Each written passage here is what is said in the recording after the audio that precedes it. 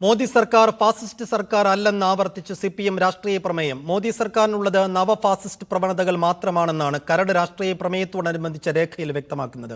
സിപിഐയുടെ നിലപാടിന് വിരുദ്ധമാണ് സിപിഎമ്മിന്റെ പുതിയ രേഖ. RSSന്റെ ഫാസിസ്റ്റ് അജണ്ട മോദി സർക്കാർ നടപ്പാക്കുന്നുവെന്നായിരുന്നു കണ്ണൂരിൽ നടന്ന 23ാം പാർട്ടി കോൺഗ്രസിലെ രാഷ്ട്രീയ പ്രമേയത്തിൽ സിപിഎം പറഞ്ഞിരുന്നത്.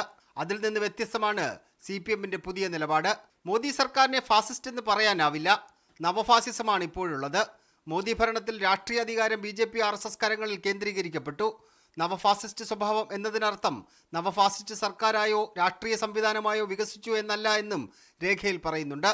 ഏപ്രിൽ മധുരയിൽ നടക്കുന്ന പാർട്ടി കോൺഗ്രസിൽ അവതരിപ്പിക്കാനുള്ള കരട് രാഷ്ട്രീയ പ്രമേയം CPM നേരത്തെ പ്രസിദ്ധീകരിച്ചിരുന്നു. ഇതിൽ വ്യക്തത വരുത്തിയാണ് CPM കേന്ദ്ര കമ്മിറ്റി പുതിയ രേഖ സംസ്ഥാന ഘടകങ്ങൾക്ക് അയച്ചത്. CPIയുടെയും CPI-MLന്റെയും നിലപാടിന് വിരുദ്ധമാണ് CPMന്റെ പുതിയ രേഖ. മീഡിയ 1 തിരുവനന്തപുരം.